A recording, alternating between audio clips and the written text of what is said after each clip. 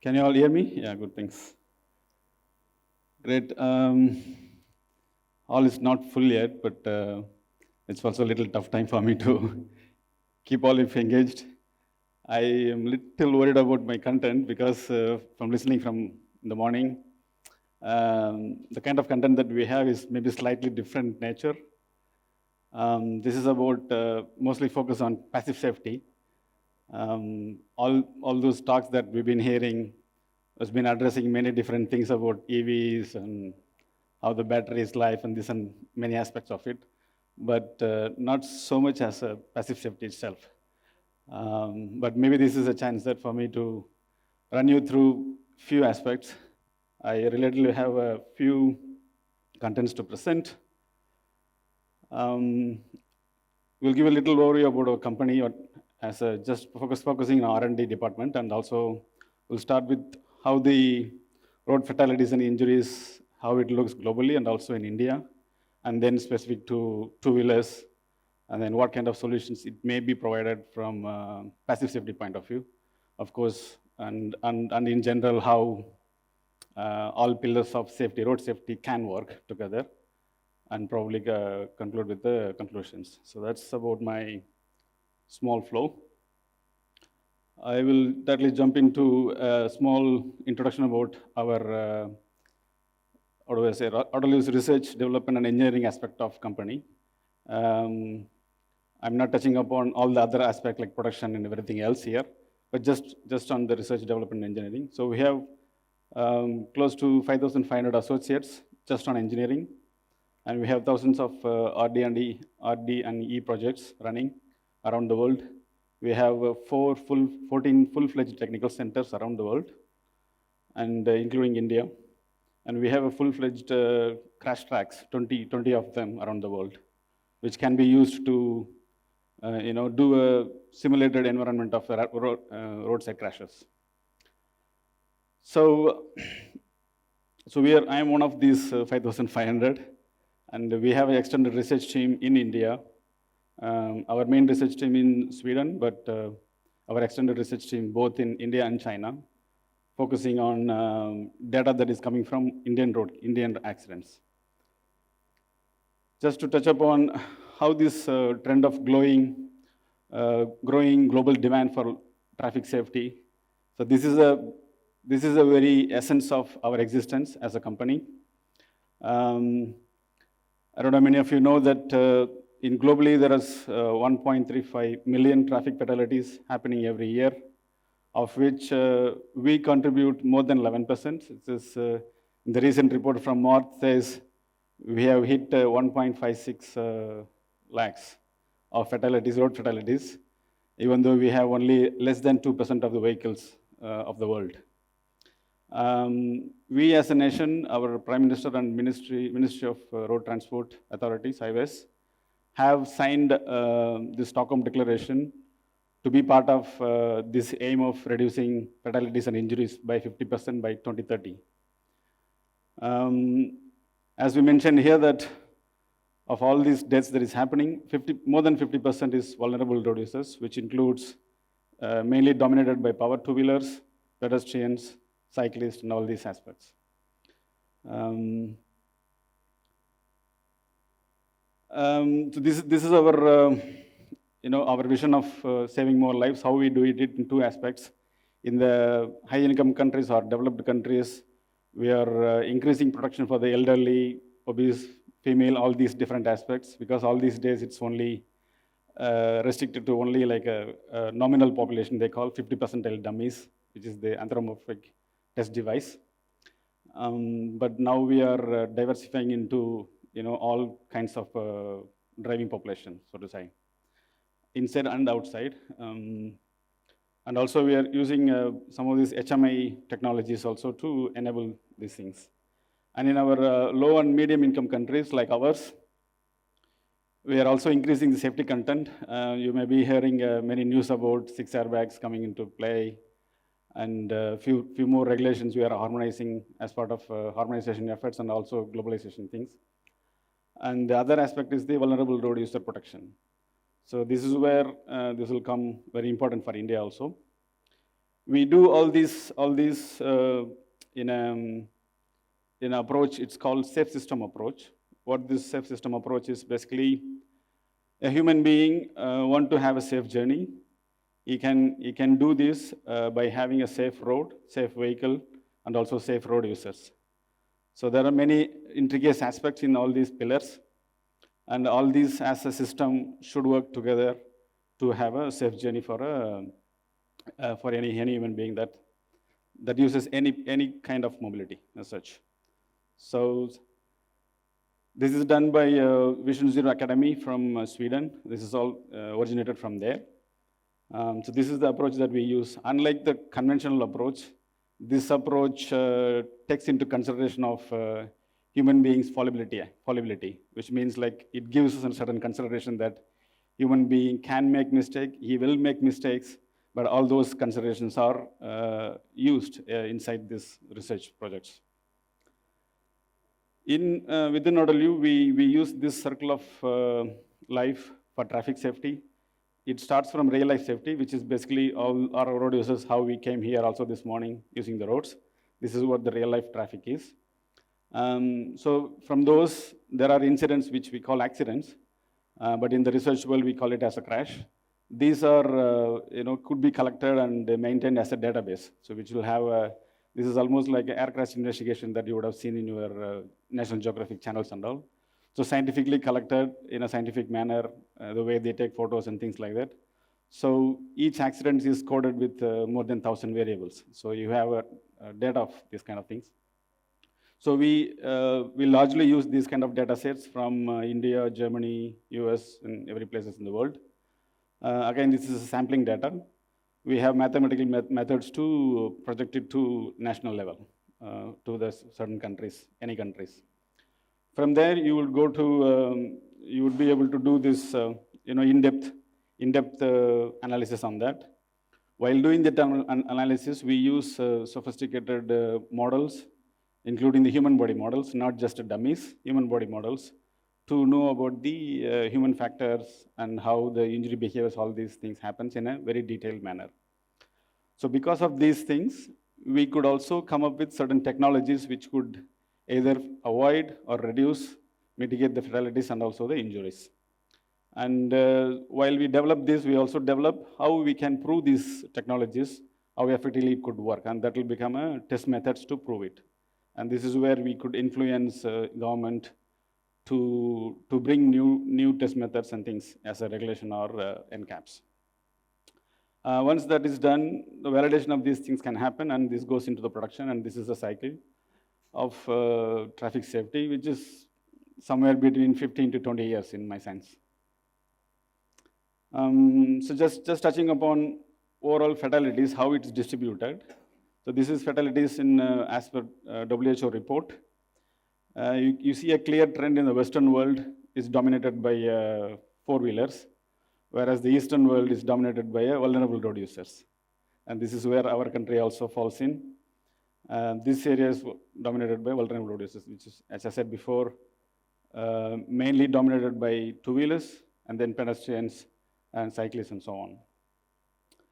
So from this, if I go specific to two-wheelers in India, or just a distribution about this overall in India, you could see clearly that in the last decade or so, from where we have clear data from MART and also from the crash databases like RASI in India, these numbers are very clear and it's very dominant by two-wheelers, as you can see. Cars are starting to dip a little bit. This could be a little bit coincidence with the introduction of the regulations in 2017. I don't think that is the only cause, but maybe COVID also helped for last year. But the recent report shows is again it's increased for the 2021, actually for the cars. When we looked at little deeply of these two-wheelers, we concluded from our research, from the database that we've seen, 76% of them are not wearing helmets at all. So even the simple enforcement and vigorously following throughout the nation by states authority and the central authority, this could help. This could be helped.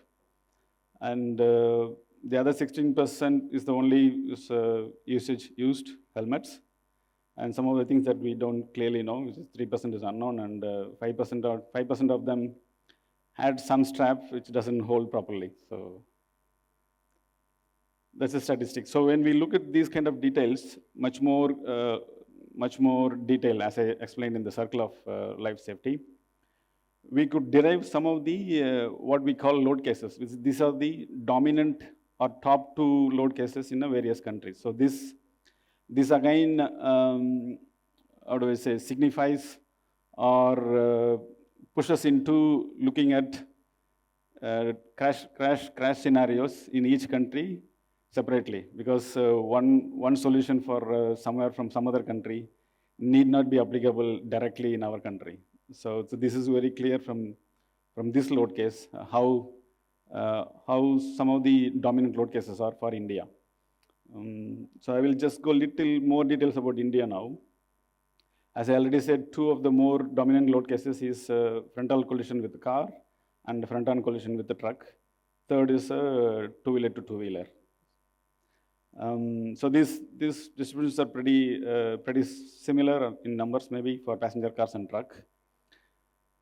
Now, when we look at deeply how these injuries are happening, we have this distribution. When we look at injury body regions, most of the body regions are sustained mostly from head.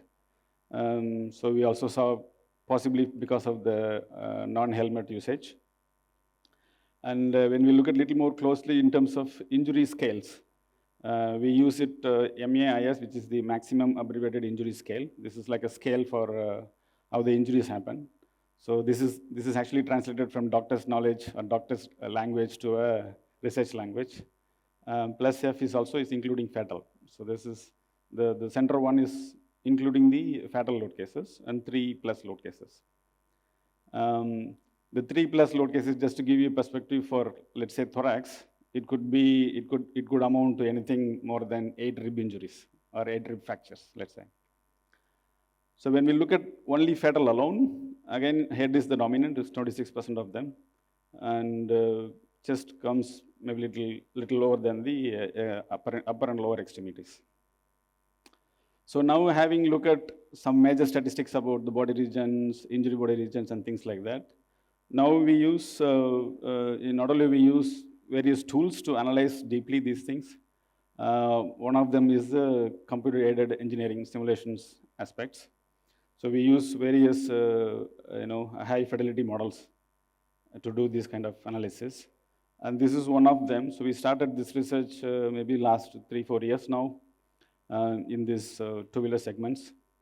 And this is how it looks like. So what we see is that when you don't have any restraint system on the two-wheelers, we could see clearly head has a 46% risk on getting concussion and then also probably killed.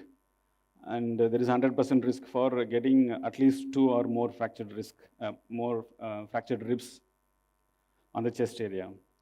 So when we just introduce a simple concept of airbag, then we could see it can be reduced to only 12% risk for head and also only 3% risk on the chest.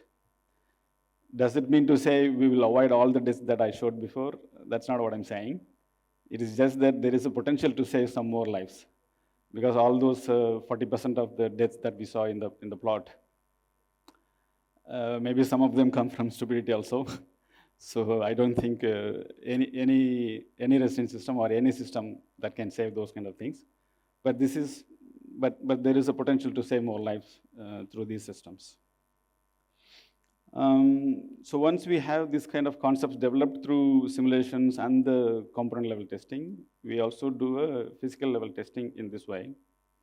This is just an example of the same crash that we simulated, but we used the dummies and to do this. That's a reference test without bag, and this is the test with the bag, with the airbag on the vehicle. And we study this whole kinematics and the dynamics of how the crash is happening and things like that. This is just another view of the same crash. This big box on the left side is running. This is the whole data acquisition system from the injuries of dummies.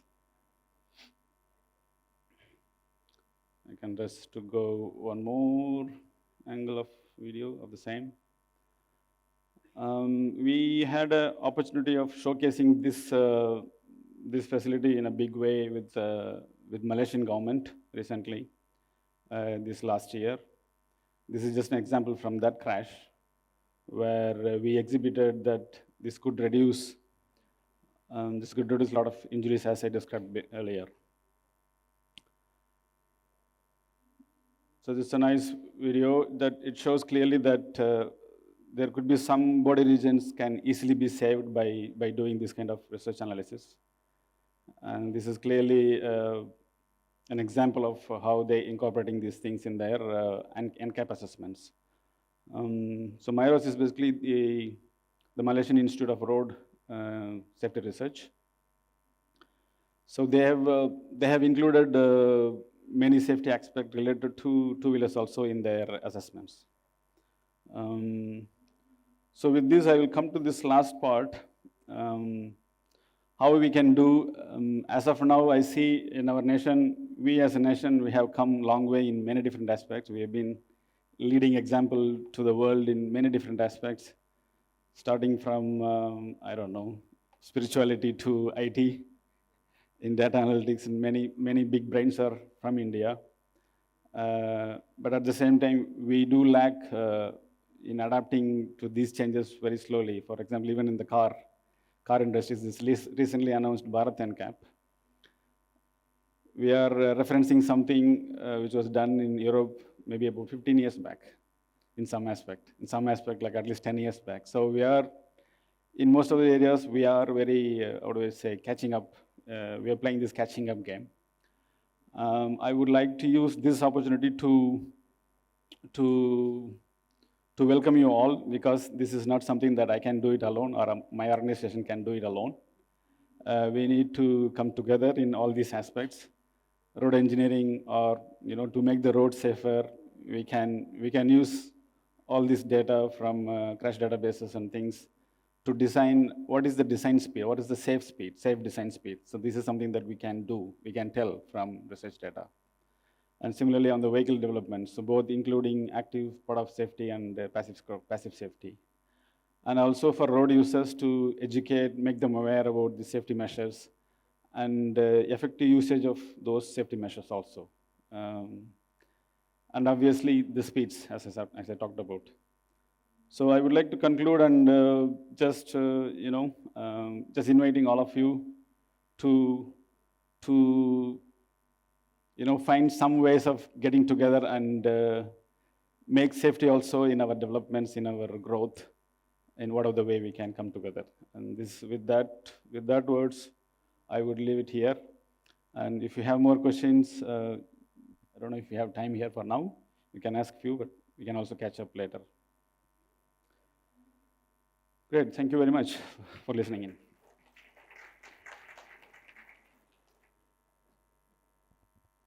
Are we done with the time or questions? Yes, please.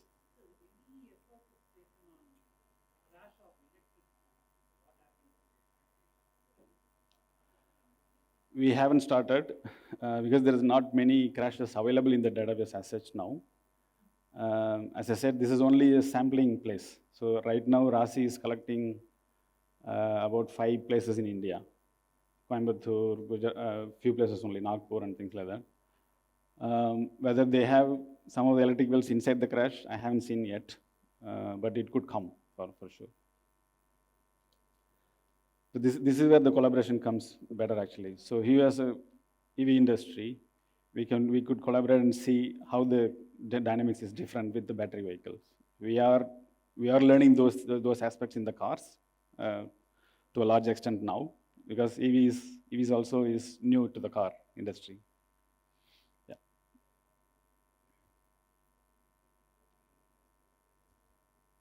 Is there any more? All right, thank you very much. Thank you so